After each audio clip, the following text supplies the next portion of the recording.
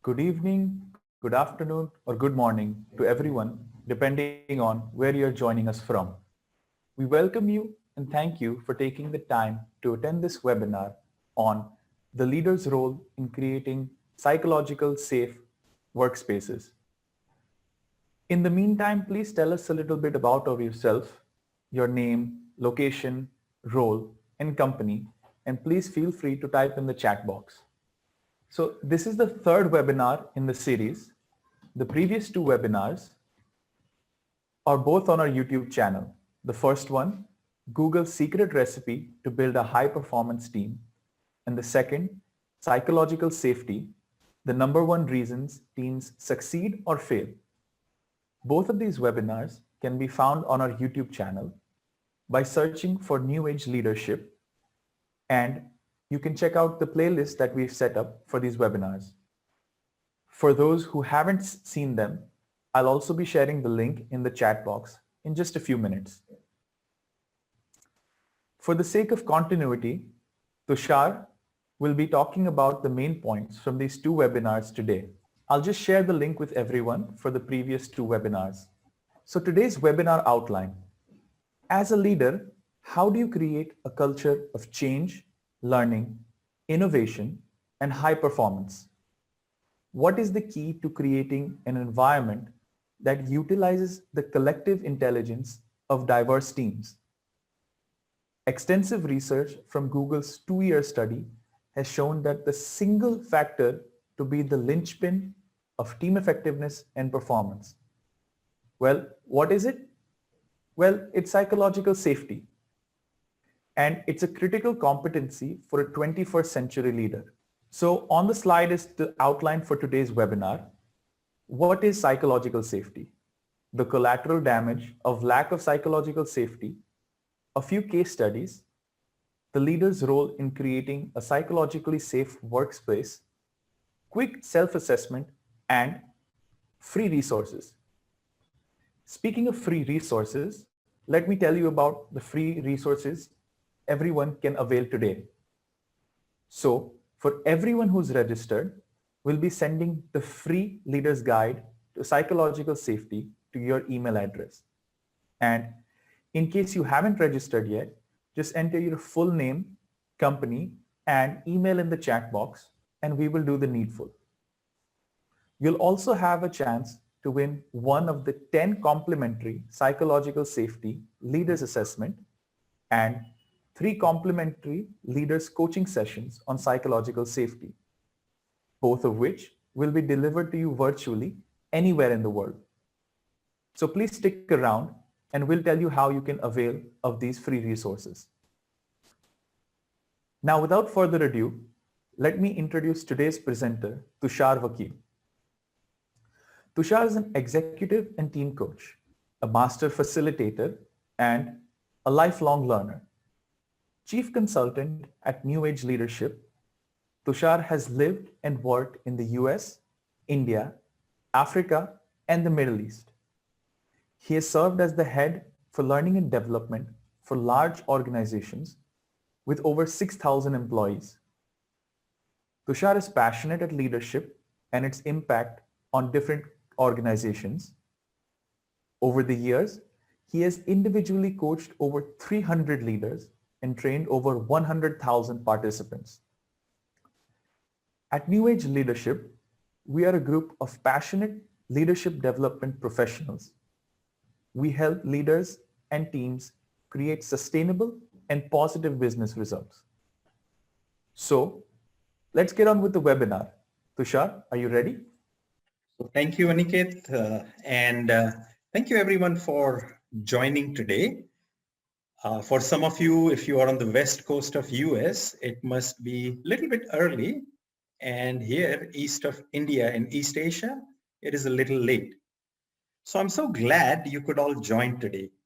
Once again, can you hear me clearly? One more time, if you can just type yes. Today's session is interactive.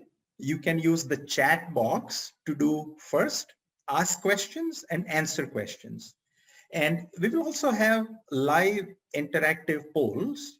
The webinar will last about an hour And then there is a dedicated question and answer session at the end. So to get the best of today's session, if you can remove the distractions so you can focus, that would be fantastic. Great, then let's get started.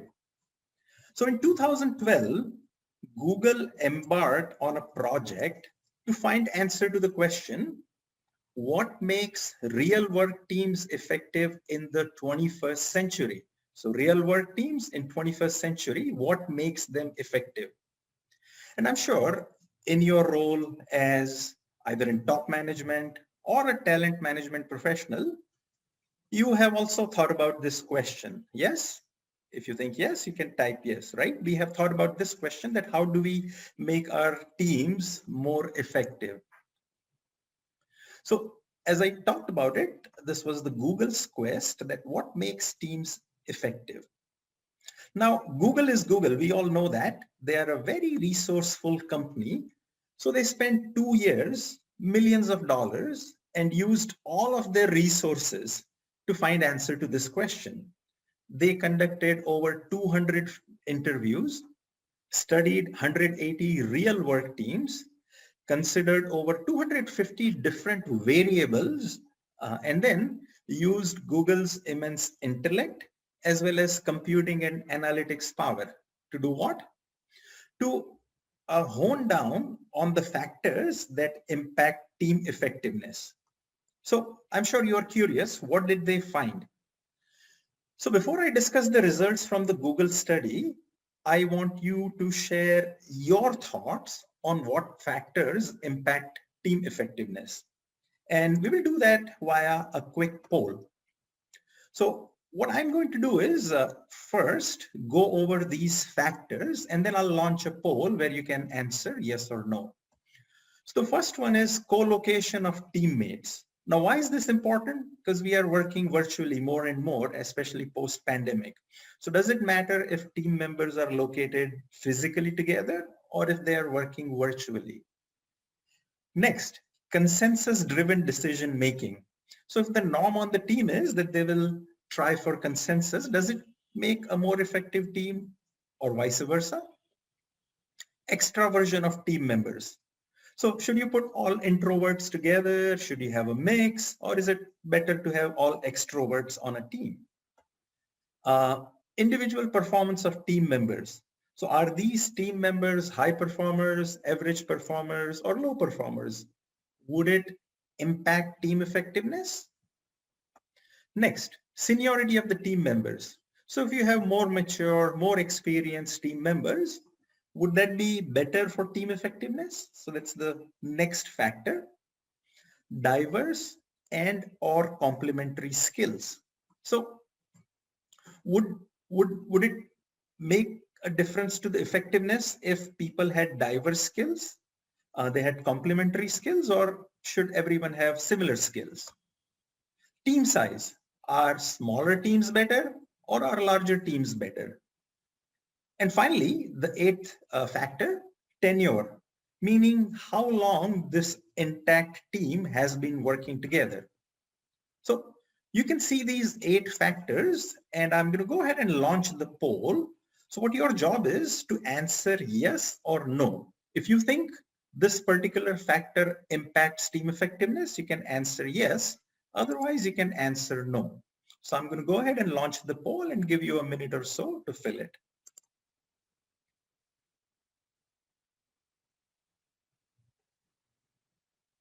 So please go ahead and vote.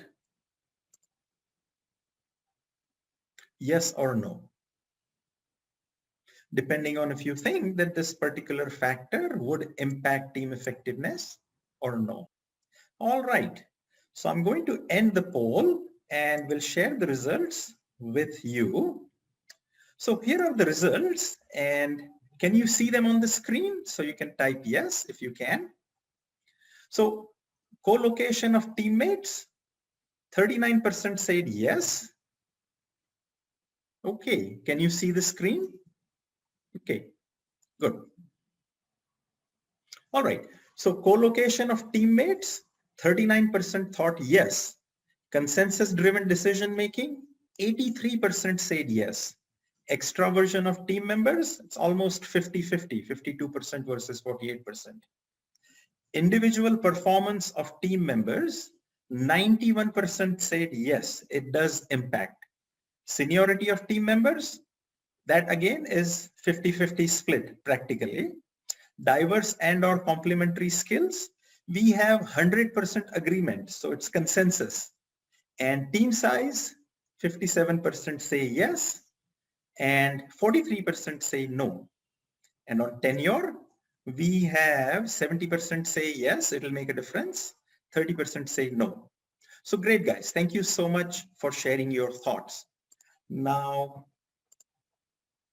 let me tell you something that may surprise you. In Google's extensive research, none of the above 8 factors mattered a whole lot to team effectiveness. So you heard me right.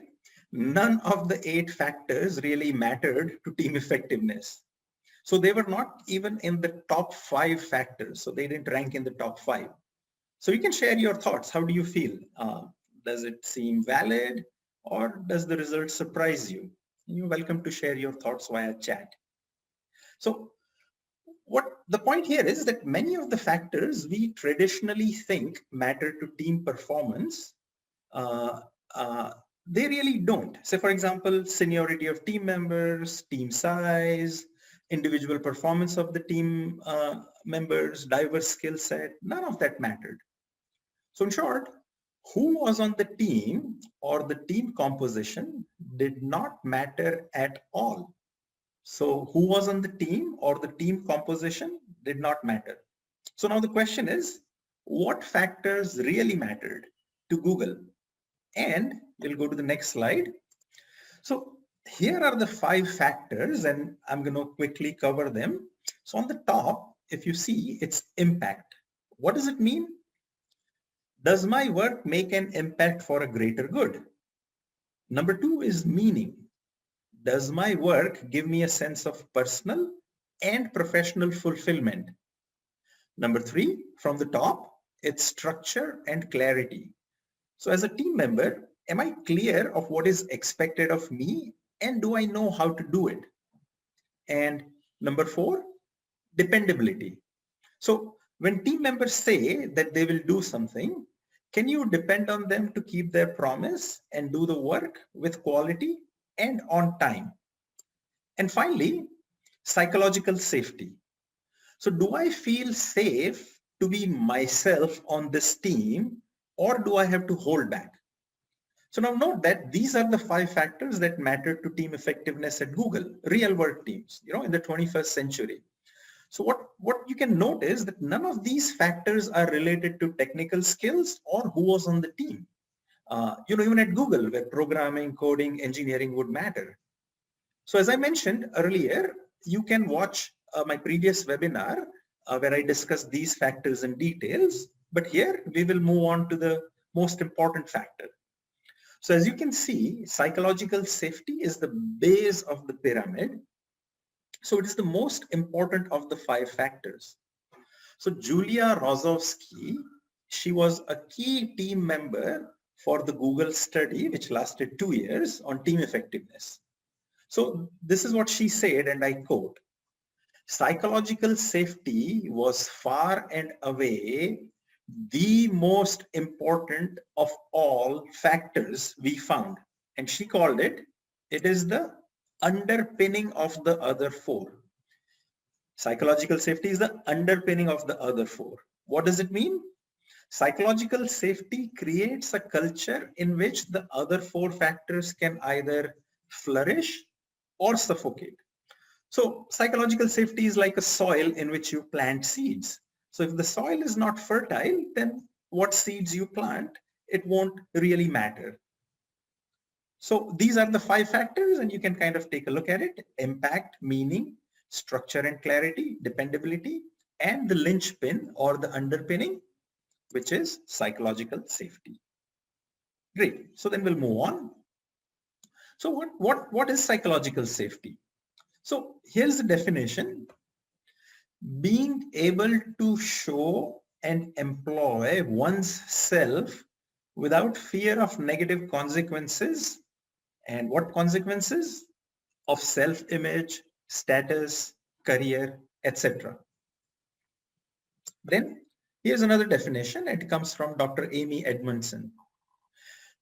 She's the pioneer in psychological safety research, and we'll discuss some of her research and findings later in the session today. But this is her definition: a shared belief held by team members that the team is safe for interpersonal risk-taking. What does it mean? Well, can I be myself on this team, or do I have to hold back? And what does it mean to be myself?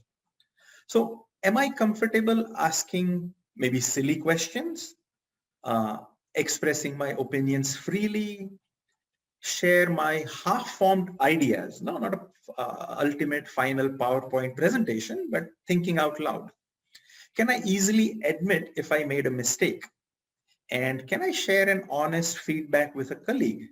And can I do all of these things without the fear of being embarrassed, ridiculed, rejected, blamed, singled out, or punished? Now, if I can do this on my team, that means then there is a high level of psychological safety because people feel okay to take interpersonal risks. So here's another little poll, and before I launch the poll, I'm going to explain the answers or what you are going to vote on. So have you experienced any of this at work? You avoid sharing honest feedback with a senior team member because you worry that it may upset her. So as we all know, honest feedback is difficult, especially if you are going to give it to someone senior who you know gets upset very easily. Second is, have you been in a meeting where no one talked about, quote unquote, the elephant in the room? So what is the elephant in the room? A major problem, a controversial issue, which everyone knows about it, but it is not a subject of the meeting in the discussion. We beat around the bush, talk about everything else except for the elephant in the room. Here's another one. You don't know something, but you don't ask because you don't want to look ignorant. So let's say your team members are talking about an acronym, let's say CPT, and they are saying we should increase CPT. Other guy says, yeah, we can increase CPT like this or like that. So you have no idea what it means. So you make a mental note to Google it and look it up later, but you are uncomfortable asking others because everyone else seems to be knowing what that means. Next one. You avoid disagreeing with team decisions as you don't want to be labeled at work like he is disruptive, she is not a team player. Has it happened to you? You have gone with the flow? And finally, have you been part of a meeting after the meeting? So where does the meeting after the meeting happen?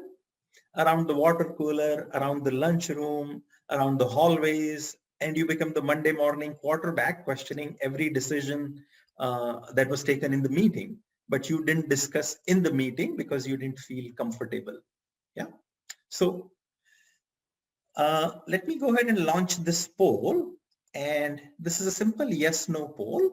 So if you have experienced this at work, then you can go ahead and say yes, otherwise no. So I'm going to go ahead and launch the polling. So have you experienced this at work? Yes or no? Okay, 65% have voted. Sometimes the polls show up differently on a smartphone. So you might want to look at the bottom for notification and then might want to open the poll.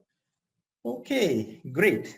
So I'm going to end the polling and I will go ahead and share the results. Can you guys see the results? Okay, so we'll go one by one. You avoid sharing honest feedback, almost 44%. In a meeting where no one talked about the elephant in the room, 84%. Great. You don't ask because you don't want to look ignorant, 64%, correct?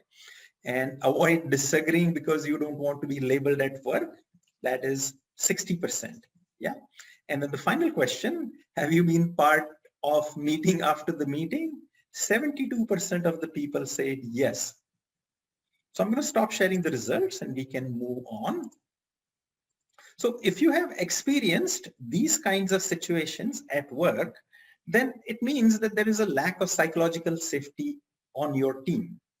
So staying silent or not speaking up, it's not just, give me 1 second, sorry about that. Okay, all right. So if you have experienced these on your team, there may be a lack. So staying silent and not speaking up, it's not just a problem of few unassertive souls or unassertive or employees who lack confidence. At some point of time or other, all of us have hesitated to talk about some specific work-related issues. Why? Due to concern about personal negative consequences. Now, let's look at this from a slightly different perspective. Is it possible that your team members had to face these kinds of issues because of your own behavior? Is it possible? What would be the poll result if I asked your team members to vote anonymously on the same poll, thinking about your behavior as a leader? So these kinds of experiences happen much more than we realize at work.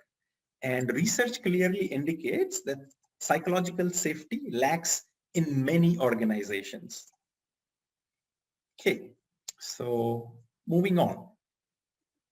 So our brains are wired for fear detection and self-preservation. So this is from the time when we were living in the savannas of Africa as the early human being. It was a survival mechanism.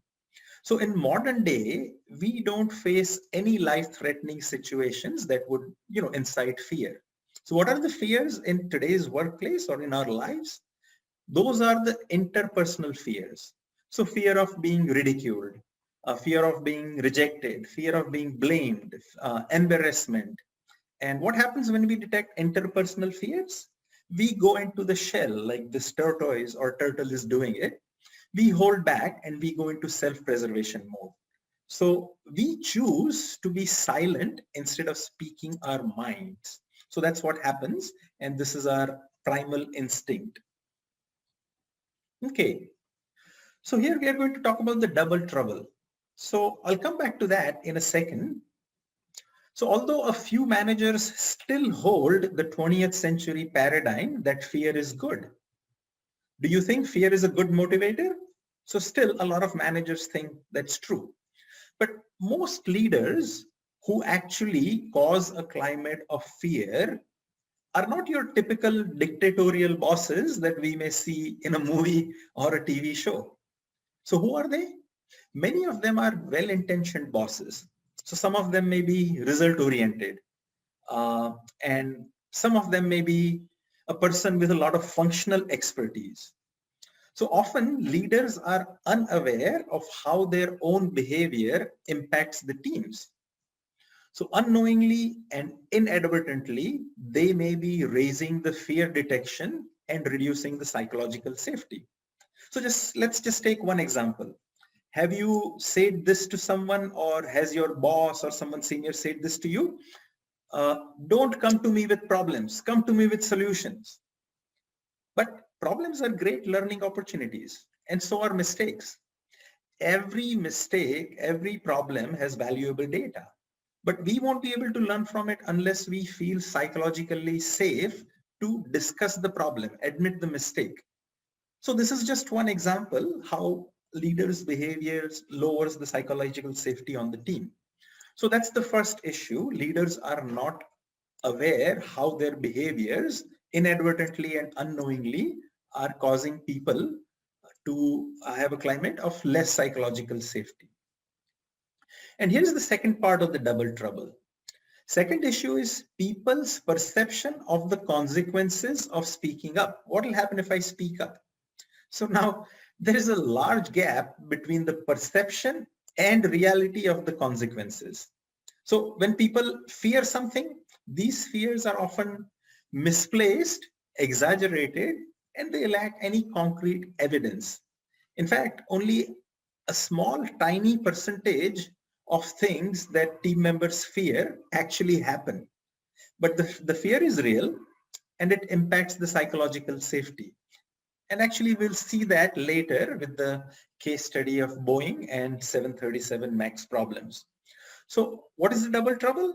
First, leaders are unaware of how unintentionally their behavior is lowering psychological safety. And second is, team members' perception of consequences of speaking up are often exaggerated. And these two factors continually lead to misunderstandings, friction, and lowers the psychological safety on the team. Okay. So Amy Edmondson calls this an epidemic of silence. Amy Edmondson, the researcher. Great. So do you ever wake up and think, let me go to work today and look ignorant, incompetent, disruptive, and not a team player? So let me repeat that. Do you ever wake up and think that let me go to work today and I will look ignorant, incompetent, disruptive, and not a team player? I don't think so. In fact, it will be quite the opposite. We want to look smart, capable, and helpful, and what psychologists call impression management. So our brain takes a shortcut. Don't want to look ignorant? Don't ask any questions. Don't want to look incompetent? Don't admit to mistakes. Even hide the mistakes or blame others. Don't want to be called disruptive? Then don't challenge the status quo. Don't want to be labeled, she's not a team player? Then go with the flow. Agree with all the team decisions, groupthink. So as we discussed, our brains are programmed for fear detection and self-preservation. And that is why people often hold back at work. And as I said, Dr. Amy Edmondson calls this an epidemic of silence in the workplace. So moving on, the undiscussable secrets, the elephant in the room we talked about earlier. So when I said that people stay silent, I was only partially correct. They do speak up. Where do they speak up? Unfortunately, it's in the hallways, it's around the water cooler, it's in the washrooms, it's in the lunch area, and it's in the meeting after the meeting. So they do talk about these issues with coworkers, friends, family members, and even in social media, either internal or external of the company. So unfortunately, talking about these issues in a setting where they cannot be explored or explained, understood, or resolved, it's just a waste of time. And the longer these kinds of things remain undiscussed, the worse the level of psychological safety gets. So the collateral damage of lack of psychological safety. What is it? As we said, people often hold back at work, and our default mode is playing it safe. We are always evaluating, should I speak up or should I stay quiet? Should I be open and honest or should I hold back? And we always err on the side of safety. So the funny thing is, people hold back even when they believe that what they have to say could be important to the organization, to the customer, or even for themselves. So silence is the default mode, and voice must be sought and nurtured. By default, people will stay silent. So now this is okay or desirable maybe in a social situation, but at work, it may lead to serious problems. So voicing a concern in the meeting, giving an unpleasant yet necessary feedback to a colleague, sharing a different perspective on an issue are essential at work. When people don't speak up, everyone loses. Every time someone stays silent, you lose a potential learning opportunity, a course correction opportunity. In fact, no one gains from the silence. No one gains from the silence. No one benefits. Teams miss out on insights.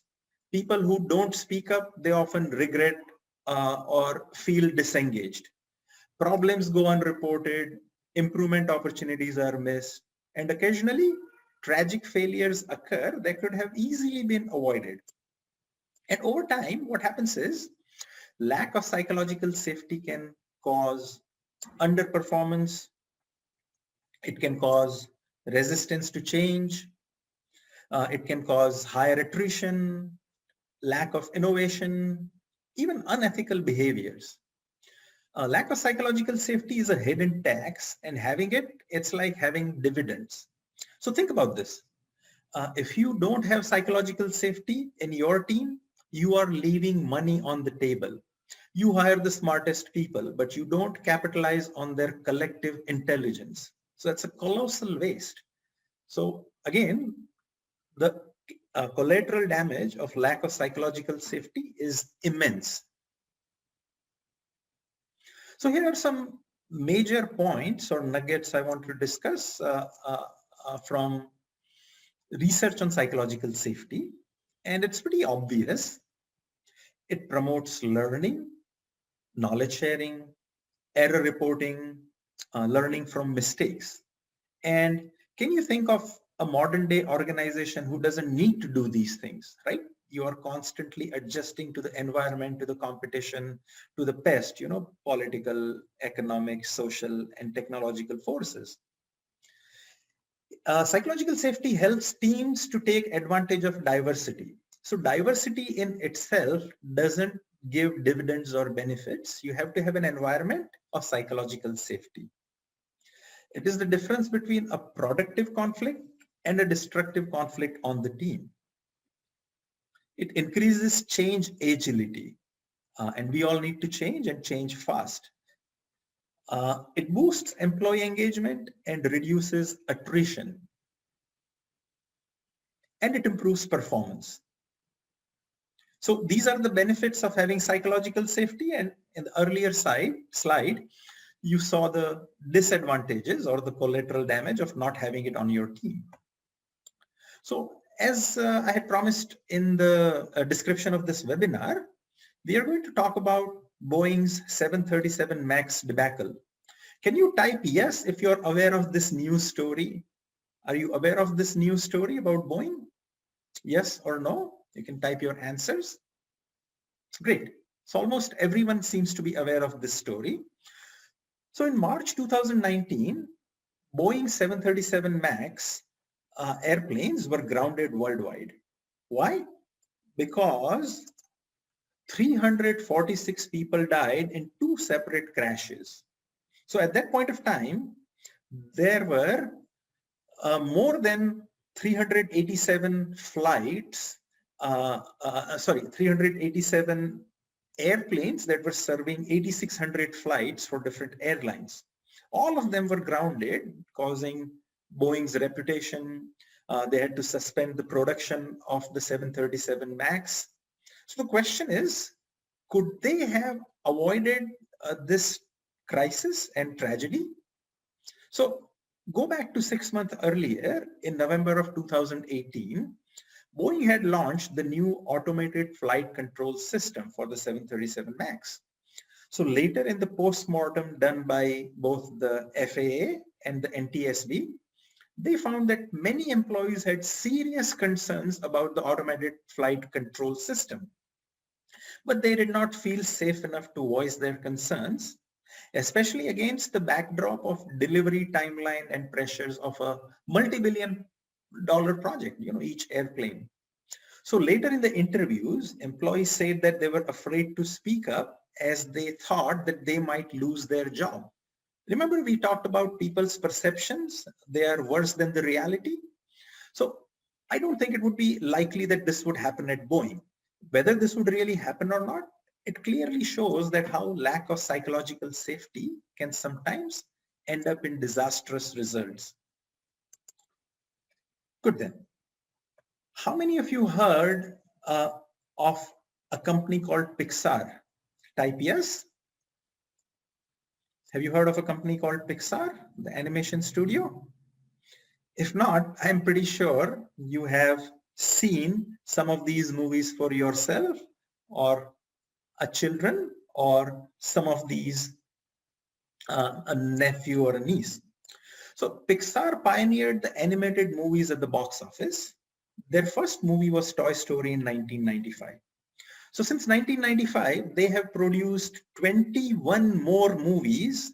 All of them have been commercial success and also well liked. So in an unpredictable movie industry, how does Pixar do it? So one of the reasons is the environment of psychological safety created by Pixar co-founder, who? Ed Catmull. So when the movie is in its early stage, a group of directors and storytellers, they get together and they watch the early run of the movie together. They eat lunch together, and then they provide candid feedback to the director, what worked and what did not. So now this sounds simple, but it's not easy. So as Ed Catmull admits, early on, all our movies suck, but with enough iterations and candid feedback, the final product is usually amazing. So when people feel psychologically safe enough to contribute their insights, opinions, suggestions, the knowledge in the room increases exponentially. Not, 1 plus 1 is 2, but 1 plus 1 would be 3, 5, or 10. Why? Because people build on each other's observations and suggestions and creates new value. And this is true for all kinds of organizations in the 21st century. So we took two examples, one of the Boeing and another one with Pixar. So now take a look at all these companies, Barry Wehmiller, Tata Group, Bridgewater, Google X, now it's only called X, Intuit, the software maker, personal finance, and GMR Infrastructure, who manages the Hyderabad, Delhi, and other airports. Now, when you look at these companies, nothing seems to be common amongst these companies. But if you look under the hood, they have created successful businesses, sustainable businesses through a culture of psychological safety. Their work environments have candor, engagement, collaboration, and risk-taking. And each one of us has done it in a different way. So Barry Wehmiller has a culture of care, compassion, and human connection. Tata Group has amazing culture of employee engagement and empowerment. Many of you would remember Howard did a case study on the 26/11 tragedy where terrorists attacked the hotel. Bridgewater, Ray Dalio, he manages the world's largest hedge fund and he believes in radical transparency. Google X encourages failure and you get bonus for failing. GMR Infra, openness and accountability for all. And each one of these is a fantastic case study and a learning experience in itself. But obviously, it's beyond the scope of today's webinar. But suffice it to say that these companies, in their own way, has created a culture of psychological safety. Okay. So here are two loops. One is the positive one and other is the negative one. So psychological danger. When people fear admitting mistakes, lack of psychological safety, they blame others. They hide mistakes. They are less likely to share different views. And then they suffer from what is known as common knowledge effect. You only make decisions from what you know. And there's a lot more that you don't know, which is never discussed. But then turn things around and move to the right-hand side, the green loop, green cycle. So when problems come up, people have a positive, non-blaming, data-based perspective. They don't point fingers. They consider diverse ideas, relevant information, challenge each other. Mistakes are acknowledged and corrected immediately.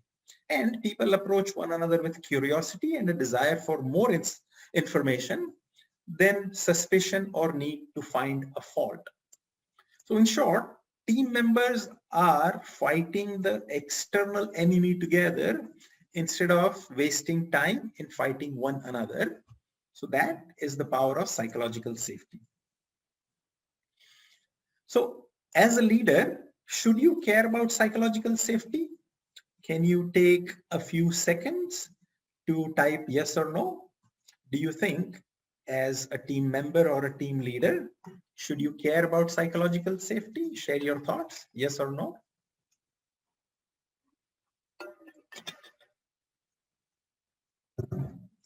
So I believe the answers seem to be unanimous. Everybody thinks the answer is yes.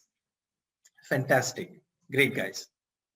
So why should you care about psychological safety? So a few managers and leaders understand that the environment they create on their teams can make a difference between Boeing and Pixar, between failure and success, between surviving and thriving.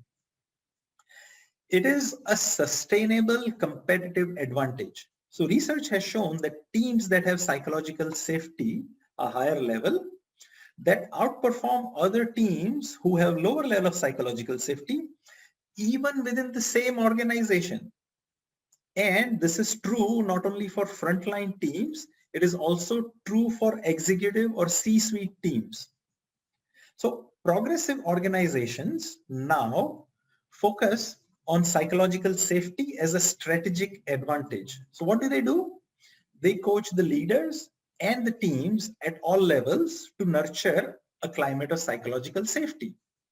They don't promote someone unless they have demonstrated a track record of creating psychological safety. In fact, psychological safety is predictive of future success.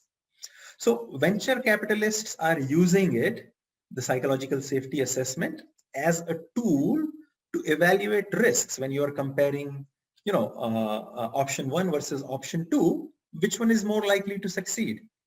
The one in which the core team has a high level of psychological safety.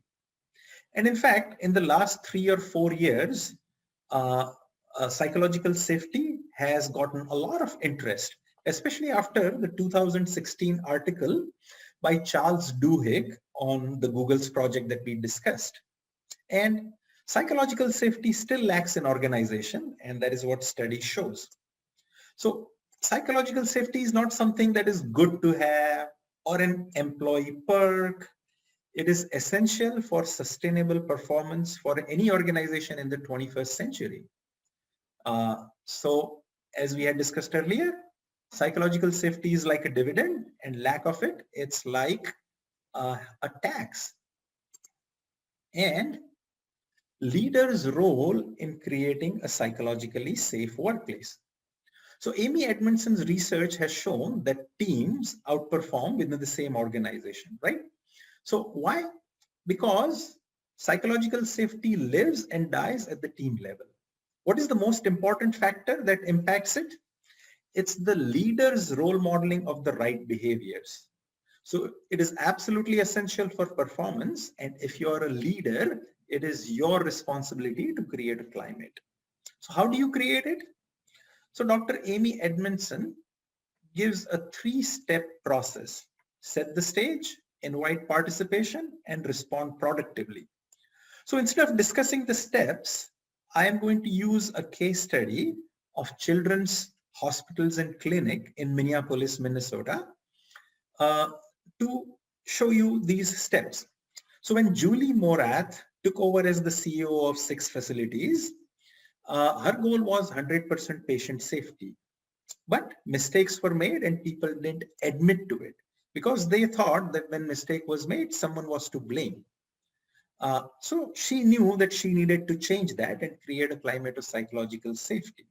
So we will view her case with the lens of the 3 steps. So first step, set the stage. What does it mean? Have I clearly articulated the purpose and explained the complexity of work? So now think about healthcare. No 2 patients are alike and multiple departments are working together to serve one patient: nurses, doctors, pharmacy, etc. So when mistakes were made, people tended, they had a tendency to blame each other or a person. So what Morath did was started explaining to the groups that delivering healthcare is a complex system and mistakes happen. So it's not anyone's fault, but it's the system's complexity. Second thing she did was she reminded them of the greater good or the purpose. Remember, Google said meaning and purpose. So why did you join medical field? To save lives, to make people healthy. And this was a children's hospital. So these two things, emphasis on complex and error-prone nature of the work and reminder of what was at stake. So that is setting the stage for psychological safety to take place. Second step, invite participation. So you create an environment where speaking up is encouraged. Remember, silence is the default. So what she did was she set up systems where people can blamelessly report anonymously any and all mistakes. And she would ask powerful questions like, was everything as safe as you would like it to this week with your patients? Was everything as safe as you would like it to with your patients this week? And she set up Patient Safety Steering Committee, PSSC, to have a multidisciplinary or multidepartmental look. You know, you've heard the story about elephant and 5 blind men. So everyone thinks that they know what the elephant is, but you cannot solve the problem until you have an entire perspective of what the elephant looks like. And then the third step is respond productively. So it is setting a culture that sustains continuous learning. So productive response means when someone brings a problem, you appreciate it, you respect it, and you show them a way forward. So every time someone brought up a problem, whether she agreed or not, she always thanked the person bringing the problem. Thank you for speaking. Thank you for bringing this up. And second is destigmatize failure. So failure is part of learning and part of growing, not the kind of failure that happens because there is a clear violation of legal, quality, or safety norms, but failure that is as a result of trying something new. So these are the 3 steps that she used: set the stage, invite participation, and respond productively. So would you like to create a culture of psychological safety on your teams? You can type in yes. You may think that your teams are doing okay, but as I said, you may be leaving money on the table because research shows that many organizations lack psychological safety. And even in companies with good culture, you will find pockets of teams with high psychological safety and low psychological safety. So how do you do that? So we come to our first resource. We will send you the PDF guide to your registered email. And if you still haven't registered or if you joined late, you can type in your name, organization, and email, and we'll do the needful. So second thing is psychological safety assessment, a 360 assessment for the leader. And this is based on the 3 steps that we discussed with Julie Morath. And if you still remember them, you can type them in. I'll help you. First one is set the stage. Second one, invite participation. And third, respond productively. Okay. So this assessment, we can do it wherever your team members are virtually, and we are giving away 10 of them free for your first team, only for your first team. 1 team free per organization. And finally, this is the self-assessment poll. Have I clearly articulated the complex and interdependent nature? Have I clarified the purpose of my team's work? Have I demonstrated humility and curiosity to learn from everyone? And have I put in place structures to encourage team members to share ideas? And finally, do I thank everyone? So I'm going to launch the last poll of the night, and then we have a couple of slides and I'll take questions. So I'm going ahead and launching this poll. So although this will be a 360-degree assessment, but for now, you can self-assess yourself on a scale of 1 to 5. So I'm going to go ahead and launch the poll. And you can go ahead and rate yourself, 1 being low and 5 being high. So have you done this for your team? If you have done it very well, you can say, yes, I'm 5.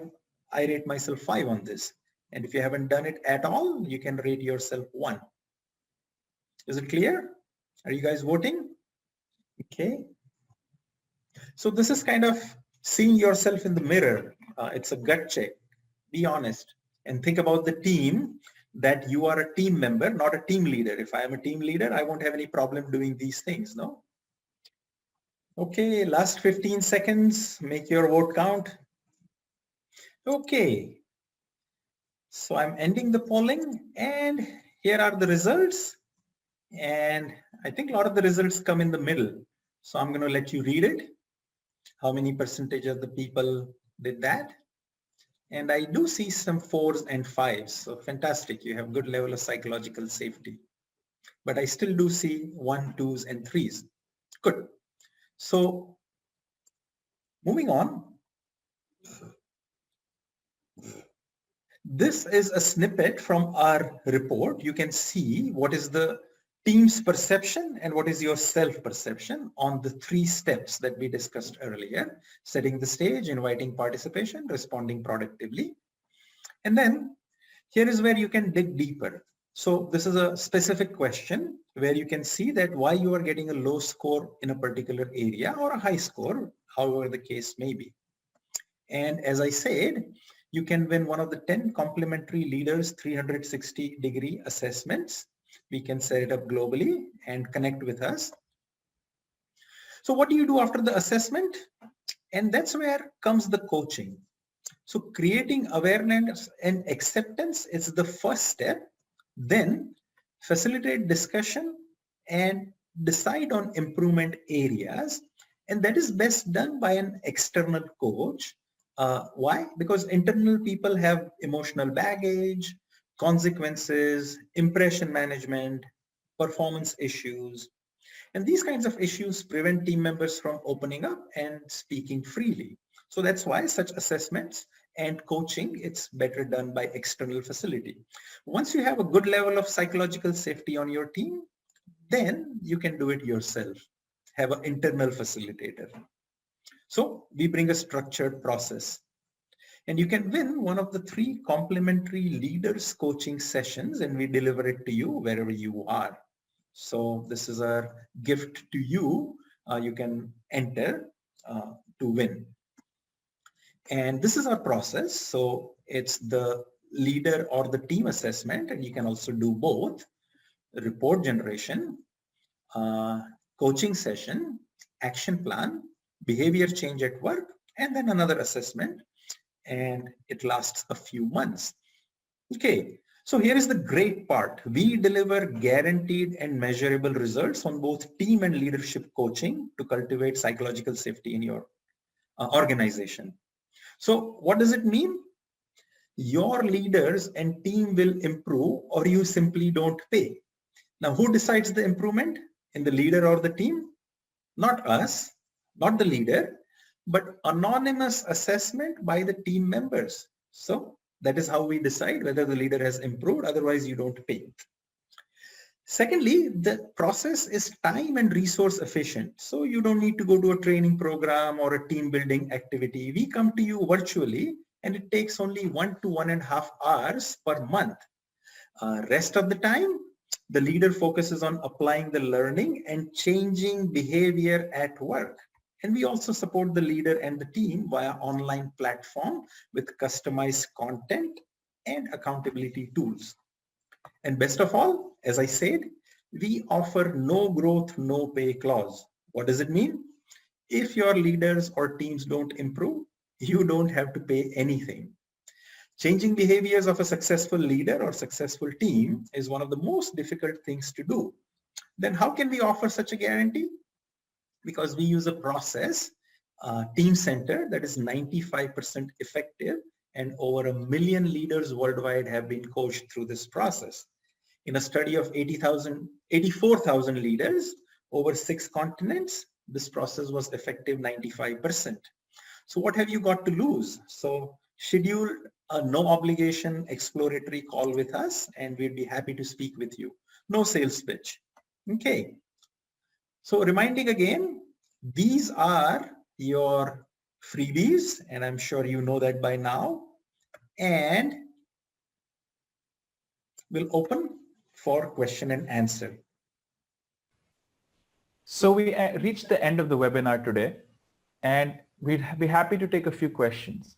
So anyone who has a few questions can please type it in the chat box, and we'll try to reach each and every question.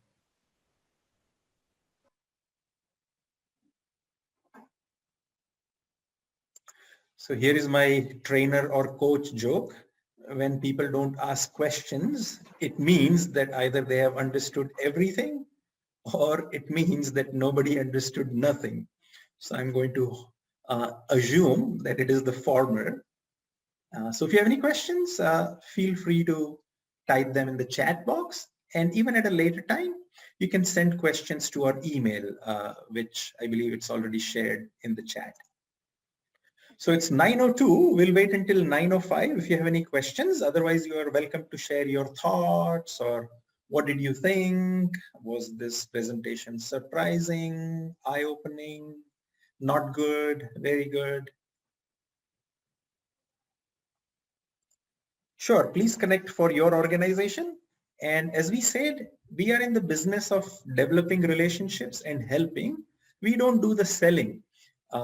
We present our value proposition, and if you think it is useful, then we move forward. There is no cost or obligation, but it's a fantastic process and it gives amazing results where people have had certain behaviors for years. Currently we are working with one leader in a large organization, and imagine changing the behavior that this person has had for 10 years, 15 years, 20 years. And that is what we attempt to do and do it successfully at the rate of 95%. So any questions? 2 more minutes. Yeah, pandemic is a good time. What happens is there's a silver lining because of the pandemic. As we are all facing uncertainty and all the norms that we normally have, they are disrupted. No? You have to punch in and punch out. Instead, everybody's working from home. You have to do this and that. So in a way, having the pandemic and the disruptions might be a great opportunity to, unlearn the culture. So the unlearning has already happened because of the pandemic. What would have taken you 5 or 10 years has already happened in a few months. So now after the unlearning, you can build on top and build a new culture of psychological safety.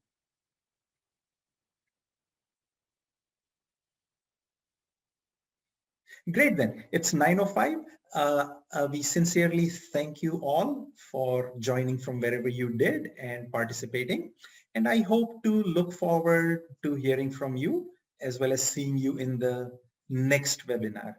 Thank you very much and have a good morning, good evening, or good night, depending on where you are. Bye-bye.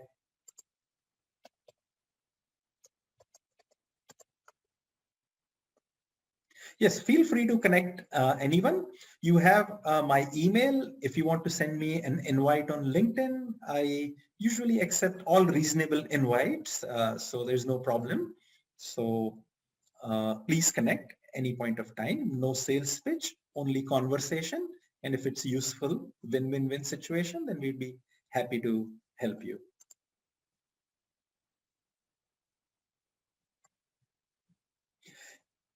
You can also set up an appointment by clicking this link, New Age Leadership, or visiting our website. And then we can have a scheduled conversation that will last 15 minutes or more, depending on what your needs are. And so it's fantastic. So again, bye, and hopefully we'll see you very soon.